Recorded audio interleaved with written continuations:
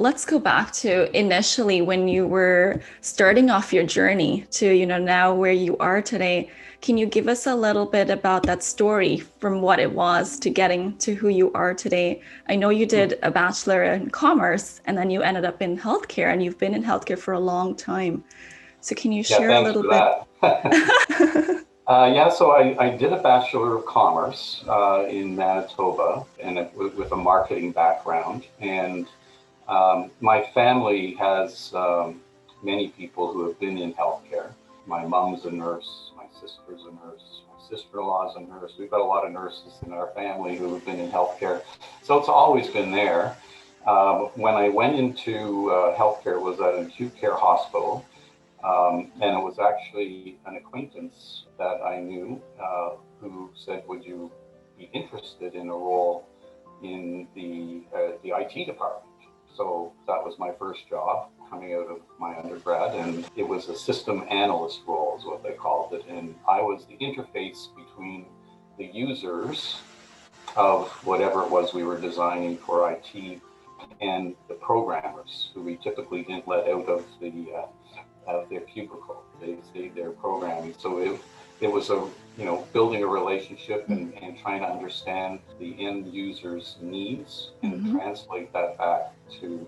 So that's how I got into healthcare. Then I had a series of new opportunities that I took, including back in the day they had things called assistants to the vice president.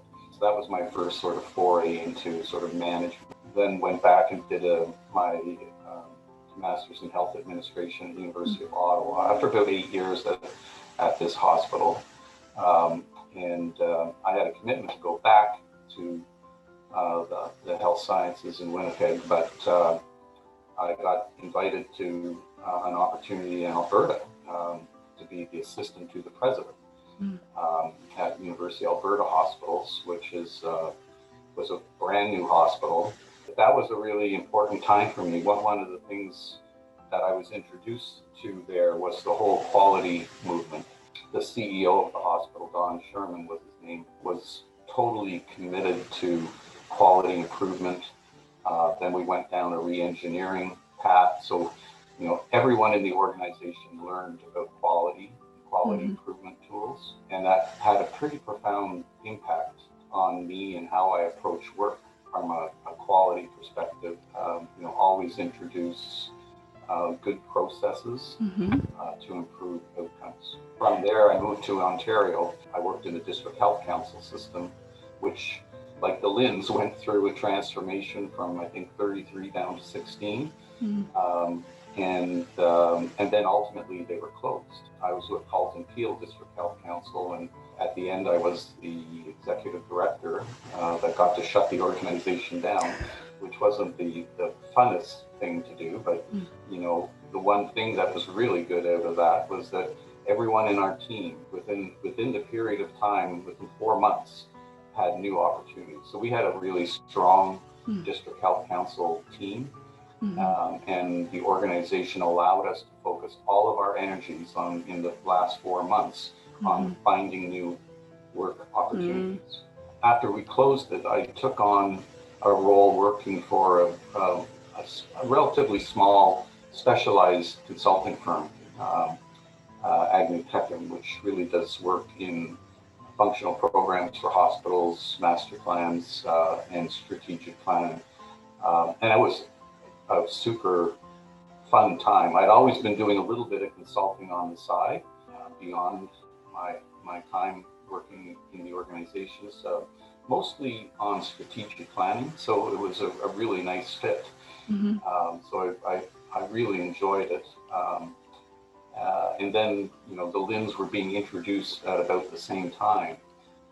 And, it was something new, something exciting, something different. And so I applied for Senior Director of Planning, Integration, Community Engagement at the Mississauga Halton LHIN, and was successful in getting that role. And, a new startup organization, I was literally the second employee hired, and we had this big cubicle farm that was empty. So, and we had deliverables to get done that year. So I started in January, And by September, October, we needed to have our first integrated health services plan completed. And yet I had no staff. So we were trying to, understand how to print things, how the photocopiers work, hire staff, and at the same time deliver on a key part of the mandate, which was the integrated health services plan, which is effectively LHIN language for a strategic plan. It was about 4 years I was there. Somebody I worked with in Alberta actually became the CEO of Trillium Health Partners, or Trillium Health Center at the time, Janet Davidson. She had created a role. It was around business transformation and strategy. It really was something, again, something new, something a little ambiguous. And so I expressed interest in that, and I was successful there. So I worked there for 4 years and developed one of the things I'm very proud of we did there is a new strategic plan, which had a new mission, vision, and really tight strategy. And unlike most strategic plans that get done, and there's a few strategic priorities, one of the things we did with this, and we had 5 themes, is something we call role maps. So, frontline staff typically don't have a role in executing on strategy, right, on the big priorities, but they do have a role. So, for example, we pulled together everyone from frontline staff in housekeeping, nursing, labs, DI, pharmacy, whatever, and said, okay, what is your role in driving quality? So quality by design was one of our key themes. And they actually could describe their role. What is your role in operational excellence? It went everything from, a housekeeper saying, cleaning the room as closely as I could. So we did this through all levels of the organization, including up to the board. And it really drove the strategy and priorities into the organization. So much so that when we shortly after we finished the role maps, we had Accreditation Canada come to do their survey.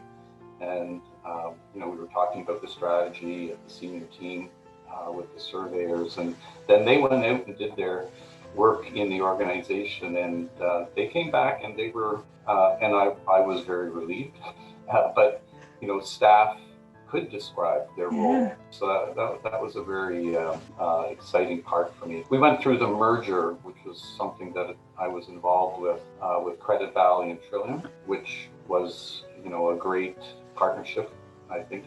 So Trillium Health Partners. And following that, I went to Central West LHIN, which I was there for 8 years, and a role that my first CEO role. And it is a different role. You become the only person between the board and you. One of the things I'm quite proud of is the organization wasn't at its peak performance, let's just say. The providers didn't think the LHIN was doing the right stuff. Staff in the organization were not very happy. And so we set about trying to actually improve staff engagement and morale and build a relationship with the community providers. And by all metrics that we use to measure that, we were pretty successful. Staff engagement increased, staff satisfaction increased. One of the things that we did that demonstrated we're truly listening both to staff and providers is we made changes. And some of these were very simple changes. Staff, for some reason, were told they couldn't attend board meetings, and some of them wanted to. Simple change that we could do to allow that to happen. The sit-stand desks, particularly when we moved to the home and community care side, implementing that.